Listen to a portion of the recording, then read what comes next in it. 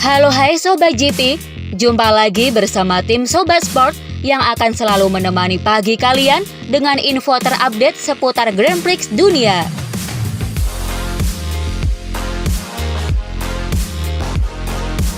Dilansir dari Motorsport, Carmelo Ezpeleta menilai pengaspalan ulang bukan solusi terbaik untuk mengatasi masalah di sirkuit Mandalika jelang MotoGP Indonesia 2022. Sirkuit Mandalika mendapat keluhan yang cukup beragam, mulai dari lintasan yang kotor hingga aspalnya juga dinilai mudah terkelupas sehingga menciptakan kerikil yang membahayakan keselamatan pembalap. Ezpeleta sendiri menilai bahwa seharusnya kejadian tersebut tak terjadi jika aspalnya dikerjakan dengan semestinya. Hal ini menunjukkan jika para pembalap MotoGP dapat merusak aspal yang tak dikerjakan dengan baik. Tentunya ada kesalahan dalam desain aspal pada beberapa bagian sirkuit. Kami menyadari jika membuat aspal baru beberapa pekan sebelum balapan bukan solusi terbaik. Tetapi kami berdiskusi dengan pembalap dan memutuskan jika lebih baik diaspal ulang agar bisa balapan. Menparekraf Sandiaga Uno yakin proses pengaspalan ulang sirkuit Mandalika selesai lebih cepat dari target yang ditentukan Dorna. Jadi tepat di hari Minggu kemarin kami melakukan site visit ke sirkuit Mandalika. Saya melihat dengan mata kepala sendiri section antara tikungan 17 sampai tikungan 5 di situ.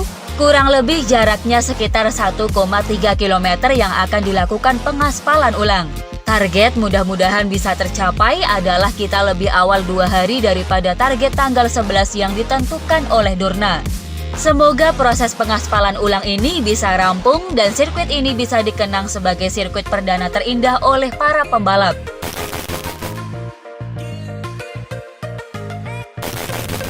Sebelum sirkuit Mandalika dipasangi aspal yang baru, PT Pembangunan Perumahan atau PP melakukan pengelupasan aspal lama terlebih dahulu. PT PP dengan didampingi konsultan yang ditunjuk ITDC dan MGPA telah melakukan setting alat cold milling machine. Alat cold milling machine inilah yang melakukan pengelupasan ulang sirkuit Mandalika. Namun sebelum melakukan pengelupasan secara menyeluruh, dilakukan percobaan atau trial terlebih dahulu. Percobaan pengelupasan ini dilakukan dalam ketebalan tertentu sesuai dengan yang telah direncanakan oleh pemegang proyek. Setelah proses setting dan percobaan ini selesai dan disetujui, PT PP baru melakukan pengelupasan yang sebenarnya yang dibagi dalam beberapa section. Wakil Direktur MGPA, Cahyadi Wanda, mengaku bangga melihat antusias para penonton menyambut MotoGP 2022 di sirkuit Mandalika. Hal tersebut diketahui setelah penjualan tiket kelas teratas atau VIP sudah ludes terjual. Cahyadi Wanda mengakui bahwa memang beberapa kelas tiket untuk menyaksikan MotoGP Indonesia 2022 telah habis terjual. Namun dia memastikan jika penonton yang belum memiliki tiket masih berkesempatan untuk bisa menyaksikan MotoGP Indonesia secara langsung. Muni VR46 Racing akhirnya merilis corak motor mereka untuk musim 2022.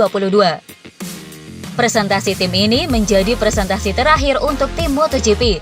Seluruh tim lain sudah memperkenalkan warna motor mereka. Kuning, hitam, dan sentuhan oranye menjadi pilihan skema warna motor Muni VR46 Racing Team untuk tahun debutnya dalam MotoGP 2022. Luca Marini sendiri akan menjalani musim keduanya di kelas utama bersama dengan Marco Bezzecchi yang akan mengawali debutnya. Dikatakannya lewat Motosan, Fabio Quartararo memberi sinyal perang kepada Marc Marquez jelang musim baru MotoGP 2022. Sebagaimana diketahui di MotoGP 2021, Marc Marquez mengalami cedera yang membuatnya harus mengakhiri persaingan lebih cepat. Meski begitu, pembalap asal Spanyol tersebut berhasil menyudahi persaingan di posisi ke-7 klasemen. Hal tersebut membuat Fabio Quartararo terpacu mengalahkan pemegang gelar juara dunia 6 kali itu. Dirinya mengakui merasakan pengalaman berbeda ketika bersaing langsung melawan Marc Marquez. Kenikmatan bertarung dengan Marc berbeda dari pembalap lain. Ketika Anda bertarung dengannya, Anda melihat lebih dari seorang pembalap. Anda melihat seorang pembalap yang telah menjadi juara MotoGP 6 kali dan mengalahkannya adalah hal luar biasa. Anda harus jujur.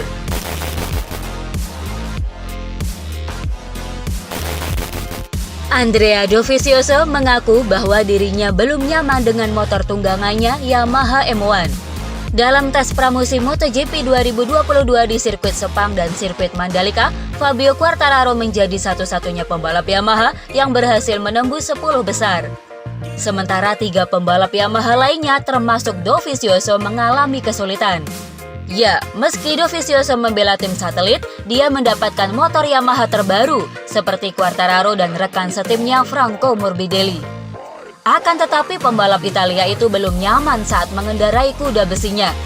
Walau demikian, Dovizioso sudah merasa sedikit lebih baik saat tes di sirkuit Mandalika usai menjajal sejumlah komponen baru. Akan tetapi dia masih belum sepenuhnya puas. Dilansir dari Motosan, sang manajer baru Suzuki X-Star, Livio Suppo, mengaku sudah memiliki target yang tinggi di MotoGP musim ini. Ya, mantan manajer Repsol Honda ini mengaku sangat bangga bisa menjadi manajer tim Suzuki dan senang bisa bekerja dengan 2 pembalap anyarnya, yaitu Joan Mir dan Alex Rins. Saya sangat bangga menjadi manajer tim Suzuki dan kembali ke kejuaraan dunia setelah 4 tahun. Ini akan menjadi pengalaman yang luar biasa untuk bekerja dengan 2 pembalap berbakat, Mir dan Rins. Keduanya mampu berjuang untuk menjadi yang teratas di MotoGP. Saya akan memberikan segalanya agar Suzuki berada di puncak. 2 pembalap MotoGP dari tim Repsol Honda, Marc Marquez dan Pol Espargaro, memberi motivasi untuk para rider di Indonesia. Dalam konferensi pers virtual Astra Honda Racing Team, Marquez mengajak seluruh pembalap untuk tetap percaya kepada cita-cita. Sementara Espargaro berharap anak Indonesia selalu bekerja keras. Tetap berjuang keras, percaya kepada mimpi kalian. Satu hati untuk Indonesia, juara! Untuk semua pembalap Indonesia, tunjukkan kemampuan terbaik. Kerja keras akan selalu berbuah manis.